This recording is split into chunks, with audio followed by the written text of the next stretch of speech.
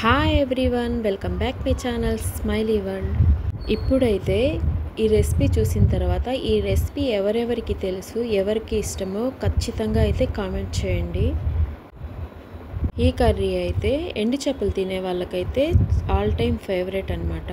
వీటిని అయితే మురికి మెత్తాళ్ళు అంటారు. వీటిల్లో పాల మెత్తాళ్ళు ఉంటాయి. అందులో కొంచెం స్మెల్ తక్కువ ఉంటుంది, ఇందులో ఎక్కువ ఉంటుంది.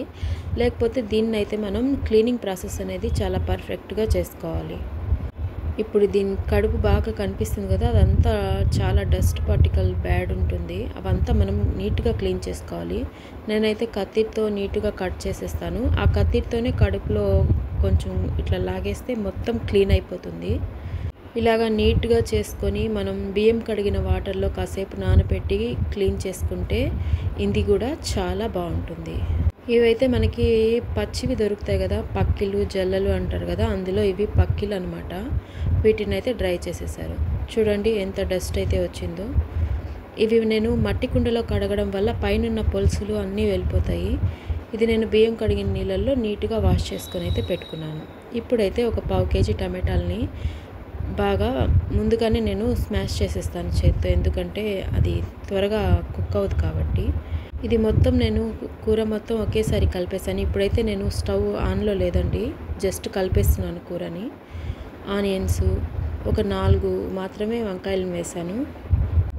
ఎక్కువ అయితే వేసుకోవడం లేదు, కరెక్ట్గా 4 వంకాయలు మాత్రమే. అవి లేతగా ఉన్నట్టు చూసుకొని వేసుకుంటే కర్రీ అనేది చాలా టేస్ట్గా ఉంటుంది. ఇప్పుడు ఉప్పును కూడా యాడ్ చేశాను. ఇందులో అయితే నేను 3 రకాల పులుపులను అయితే యూజ్ చేశాను. ఇప్పుడు పసుపు పొడిని కూడా యాడ్ చేశాను. ఆ 3 రకాల పులుపుల్ని వేయడం వల్ల డిఫరెంట్ టేస్ట్ అనేది వస్తుంది.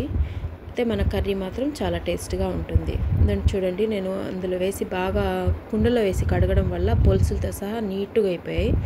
ఇప్పుడైతే నేను ఆయిల్ని యాడ్ చేసుకుంటున్నాను. ఒక 3 స్పూన్స్ని అయితే యాడ్ చేశాను. ఈ కర్రీకి మనం పులుపు కారం ఎక్కువ వేసుకుంటే టేస్ట్గా ఉంటుంది. నేనైతే ఒక 4-5 స్పూన్స్ అయితే యాడ్ చేశాను కారం. మీ టేస్ట్ని బట్టి మీరు యాడ్ చేసుకోండి. ఇది మాత్రం ఎండు చేపలు తినే వాళ్ళు మాత్రమే తినగలుగుతారు, అందరికైతే ఇష్టపడదు. కానీ తిన్న అలవాటు ఉన్న వాళ్ళకి మాత్రం ఎమ్మిగా ఉంటుంది. ఇది వాళ్ళు కూడా ఏ స్టేజ్లో చేసుకుంటారంటే, జ్వరం వచ్చినప్పుడు, జలుబు చేసినప్పుడు, మనకి ఏవి టేస్ట్గా అనిపించినప్పుడు మాత్రం ఎండు చేపలు తినేవాళ్ళు ఈ కర్రీ అయితే ఖచ్చితంగా చేసుకుంటారు. ఇలాగా వంకాయ అనేది ఒక 20% బాయిల్డ్ అయిన తర్వాత ఒక 2 మామిడికాయలను అయితే యాడ్ చేసుకున్నాను. ఇప్పుడు ఆ చేపల్ని కూడా నీట్గా చేసుకున్నాం కదా క్లీన్, అది కూడా యాడ్ చేసుకున్నాను.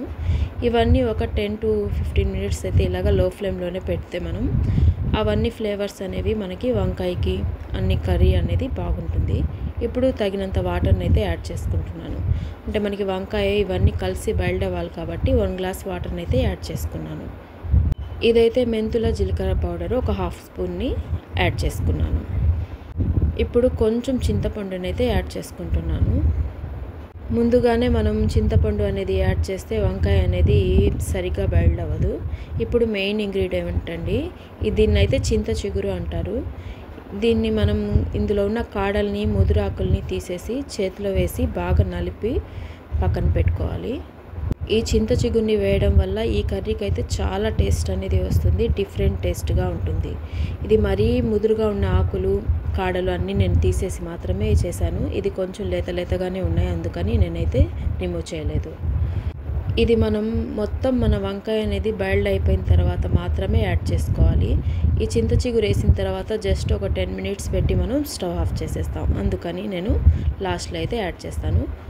కొత్తిమీర కరివేపాకుని కూడా యాడ్ చేసుకున్నాను. మనం వేసిన ఆయిల్ 3 స్పూన్ అయినా ఇందులో ఈ చేపల్లో నుంచి చాలా ఆయిల్ అనేది రిలీజ్ అవుతుంది.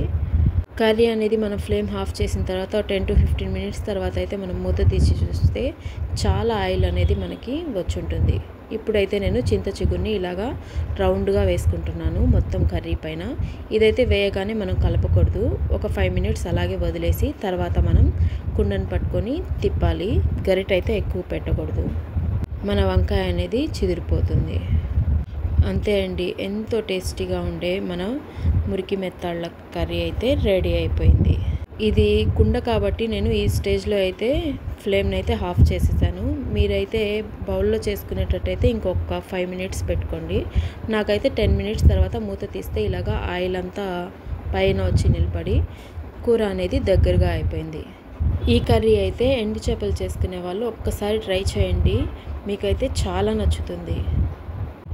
ఈ వీడియో కనుక మీకు నచ్చినట్లయితే లైక్ చేయండి, షేర్ చేయండి, కామెంట్ చేయండి, మా ఛానల్ని సబ్స్క్రైబ్ చేసుకోండి. Thanks for watching. Thank you.